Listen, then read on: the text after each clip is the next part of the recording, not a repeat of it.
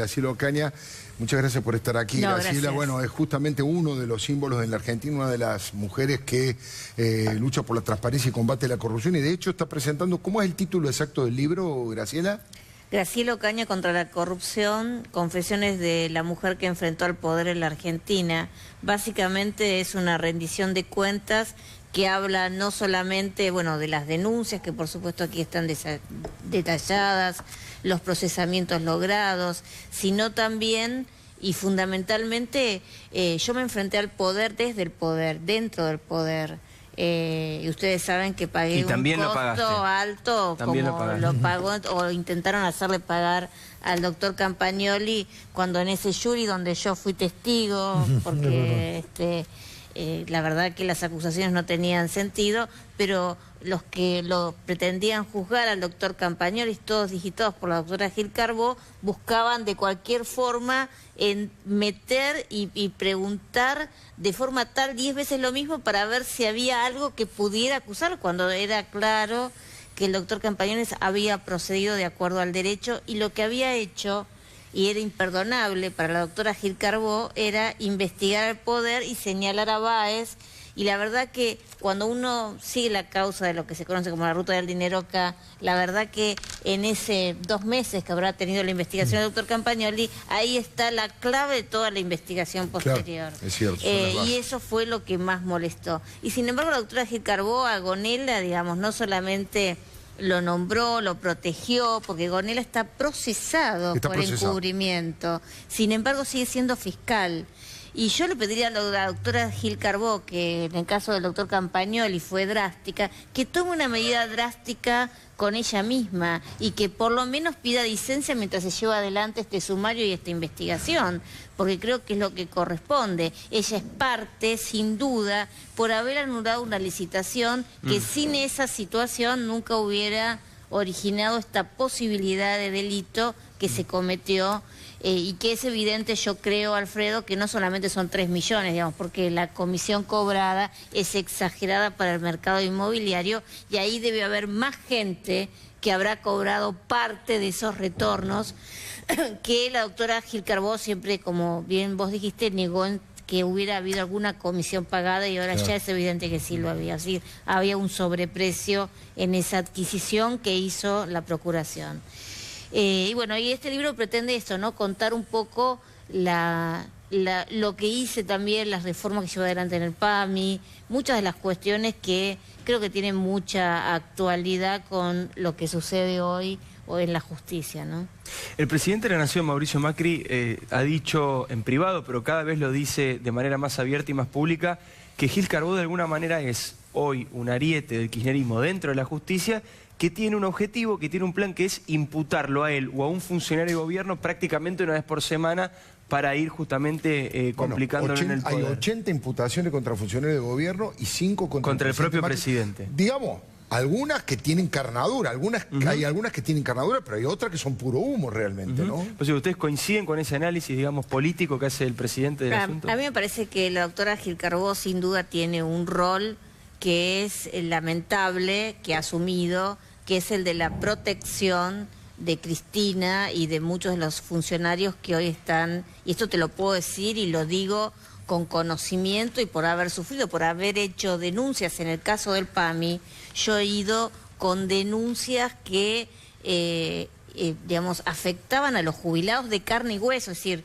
no tenían, estamos hablando del kirchnerismo, no tenían el oxígeno, no tenían... Yo pedí un amparo y aunque no lo creas, en ninguna de las causas que promoví con los fiscales de justicia legítima que Gil Carbó comanda, ninguno ni siquiera imputó, ni siquiera se molestó en ordenarle al PAMI que proveyera por lo menos, yo no te digo ni siquiera que impute a los funcionarios, pero por lo menos que sacara de esa situación de indefección a los jubilados. Y no lo hizo porque estaban puestos para eso, para proteger a los funcionarios del kirchnerismo que estaban o que eran acusados. La verdad es que creo que es lo peor que puede pasar. Porque si bien un fiscal, digamos, tiene obra como parte del pueblo en defensa de la intención de los derechos del pueblo y que tiene que llevar adelante las acciones, lo cierto es que también tiene que tener niveles de independencia. Y está claro que Gil Carbó y un grupo de fiscales que la siguen, por suerte creo que son cada vez menos, ¿no? Creo que tienen que dar un paso al costado porque le están haciendo mucho mal a la justicia y mucho mal a las instituciones de este país. Campagnoli.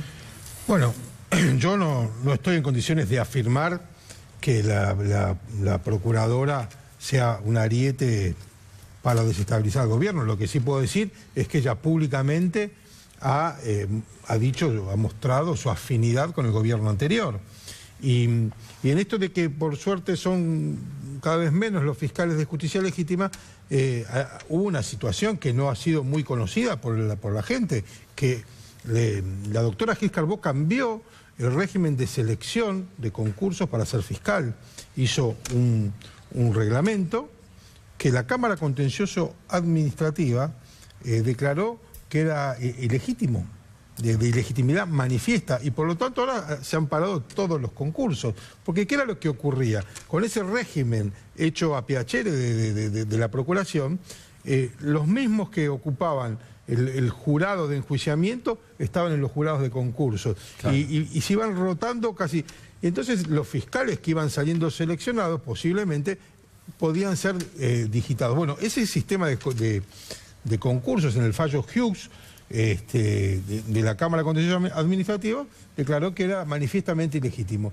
Después también tenemos el caso de que la procuradora creó procuradurías y ponía a cargo a fiscales que estaban en otro lugar y los... No, y a que no eran fiscales. Claro, a cualquiera. Que por ahí algunos ni habían jurado. A cualquiera. Por ejemplo, tenemos el caso de la Procelac, o sea, nada más y nada menos.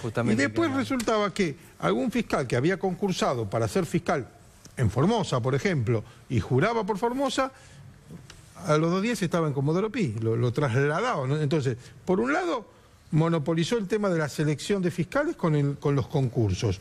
Por el otro, creó fiscalías que no existían para poner ahí abogados, porque algunos no eran ni siquiera fiscales, afines a justicia legítima. Y por otro lado, los que juraban en Formosa, en Chaco o en otras jurisdicciones, se los traía acá a Comodoro Pi, que sabemos que en Comodoro Pi están las cuestiones más sensibles para cualquiera.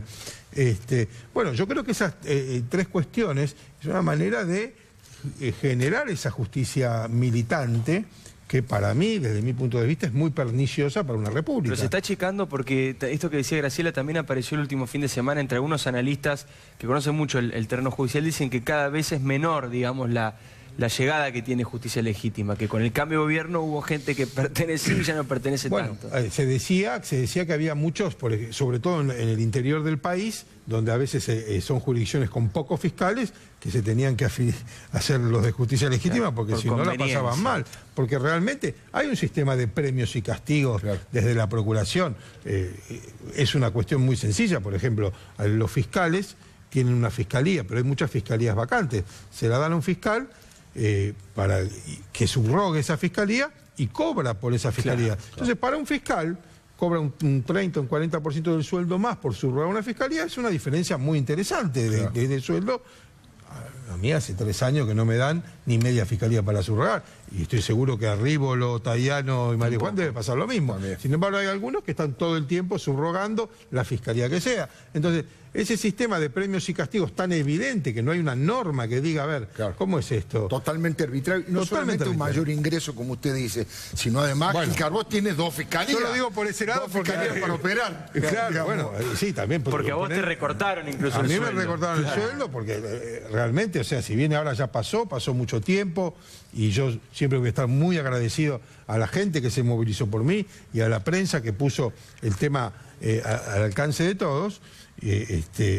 Lo cierto es que las consecuencias de mi suspensión, estar 8 meses sin poder trabajar, sin poder ir a mi despacho y con una disminución de mi sueldo, son consecuencias graves en mi persona, en mi familia y en mi modo de vida, ¿no es cierto? Y el equipo, lo que hicieron con tu equipo, porque nosotros fuimos a ver en las condiciones a donde lo mandaron, era una cosa vergonzosa, un régimen, y no sé si todavía ya lo has recuperado. Nunca lo pude recuperar. El equipo se disolvió, la unidad de investigaciones que yo tenía se disolvió pude recuperar algunos que habían sido sacados de mi fiscalía, pero lo cierto es que los daños que se hicieron en ese momento aún hoy se mantienen. Aún hoy hay gente que trabajaba conmigo que ha quedado marginada y con pocas posibilidades de crecimiento. Ahora, le pregunto a los dos, y obviamente arranco por vos, Graciela, por tu condición obviamente de mujer, pero digo, ¿cuál es el mejor mecanismo para llevar esta transparencia que todo el mundo, y que hay una demanda en la sociedad que es impresionante?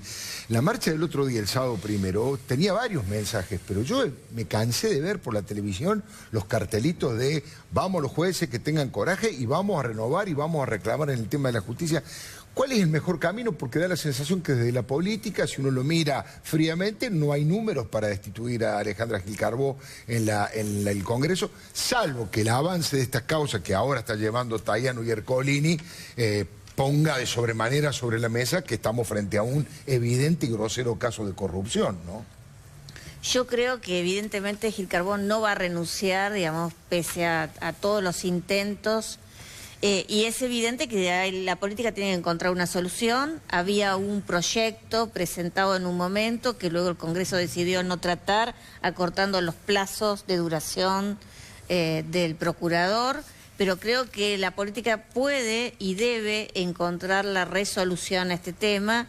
Y también tiene que buscar la independencia, porque lo mejor que le puede pasar a un funcionario, Alfredo, digamos, y esto va para toda la dirigencia política, desde mi perspectiva personal, es uno tiene la tranquilidad si tiene enfrente un fiscal y un juez independiente, no un fiscal, un juez amigo, porque hoy puede ser amigo mío y mañana va a ser amigo del que tenga el poder. Lo que le pasó a la doctora Gil Carbó, y por eso decíamos que hay gente que está abandonando ese poder. Entonces, la verdad que lo que uno puede pedir y tiene que decidir desde la política es elegir a los mejores, los que tengan la transparencia, por supuesto los antecedentes, el conocimiento, no los amigos, porque eso de elegir amigos en la política en estos últimos 30 y pico de años de democracia creo que le ha hecho mal. Y cuando vos sos y ocupás y sos funcionario público, lo que tenés que hacer es buscar que te controlen, porque es la mejor forma de ejercer mejor el poder que te ha delegado o el pueblo o el presidente. Entonces a mí me parece que hay eso es lo que ojalá se pueda lograr, y ojalá que la doctora Gil Carbó tenga un poco de dignidad y presente la renuncia, cosa que creo que no tiene, y creo que la verdad es que si esta causa avanza, Gil Carbó va a tener que dar muchas explicaciones también en el Congreso, porque creo que aún los que hoy la sostienen, me parece que no la van a sostener a futuro.